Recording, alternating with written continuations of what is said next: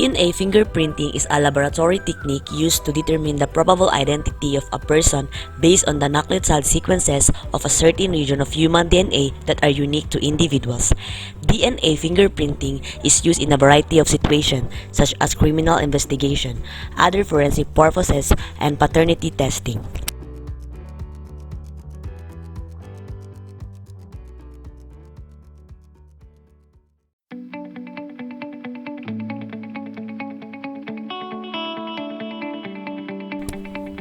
On November 1983, the body of a 15-year-old girl, Linda Mann, is found in a village near Leicester. It's still raw, and I can't believe that after 35 years. She was such a lovely girl. It was wrong. 3 years later, and a second girl is found less than a mile away. Toon Ashraf was also 15. When Toon's body was found, police knew straight away they were looking for a serial killer. What happened during the course of this investigation would change police detective works around the world forever. David Beggs, who is now 84, leading the double murder investigation. He arrested 7-year-old Bridget Brooklet. Brooklet admitted the second murder, but there was a problem. There was no circumstantial evidence against him on the first murder, and he totally denied it. You were convinced it was one murderer? Yes. David read the local paper about the research linked on the University of Leicester. Professor Alex Jeffreys had to attach the DNA from cells to photographic films. As a result, each person's individual DNA could be read. David Beckett contacted Professor Jeffrey to get Parkland's DNA tested. Nobody had ever attempted a crime scene DNA analysis, a real-life crime scene DNA analysis. Would the test find the killer with Parkland's DNA match that found in the crime scene? They came back not connected. The result was stunning. A blow to you?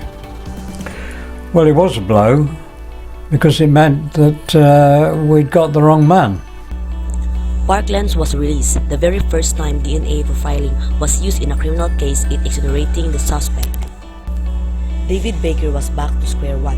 2 murders, 1 killer, no suspect. It says, will the killer strike again? How can you help to trap him? We made a decision there and then to use the DNA system as part and parcel of the inquiry. What happened next was extraordinary. Police asked all the men who live in the local area to give a sample of their DNA. More than 5,000 men gave their blood sample voluntarily. Eventually, the killer was caught. This is Pitchfork.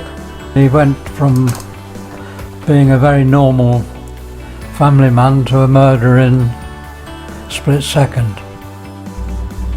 The suspect provides strong evidence that he was present in the crime scene. Calling Pitchfork, a local baker, was sentenced to life, the first person ever to be convicted on a basis of genetic evidence. Today, there are ongoing debate about DNA, how the information is stored, who should have access to it, and how to use it. But Linda's family has mulled out about genetic profiling and the historic role played in solving a double murder. The discovery made by Professor Sir Alex Jeffrey, who had his euphoric moment when he realized that human DNA could produce consistent, unique patterns, and that this could be used not only to identify individuals but also to indicate familial relationships. His involvement with the local double murder case in 1983 made the public and the police forces aware of the forensic capabilities of DNA fingerprinting.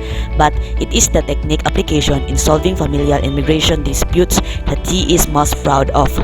The breakthrough was not only useful for the justice system, but has been used for wildlife forensic plus diagnosis of and the development of cures for inherited disorders. The discovery was featured in the Made of Uni campaign highlighting top 100 discoveries from UK universities.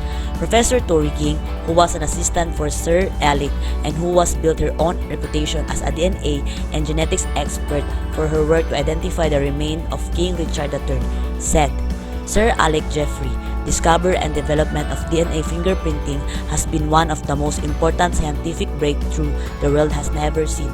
Not only has it changed forensic and the solving of crime cases, but has tremendous impact in the fields of medicine and ecology, as well as immigration cases and identification of victims of mass disasters.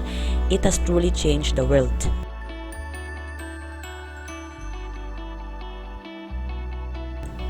Alec John Jeffrey created a process called DNA fingerprinting in the UK during the 20th century. For DNA fingerprinting, technicians identify a person as the source of biological sample by comparing the genetic information contained in the person's DNA to the DNA contained in the sample.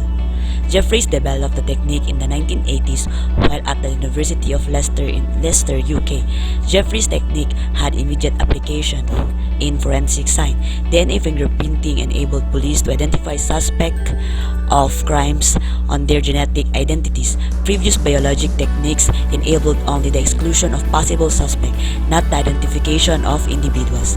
Jeffrey's technique also enabled technicians to identify the father of a child in paternity testing.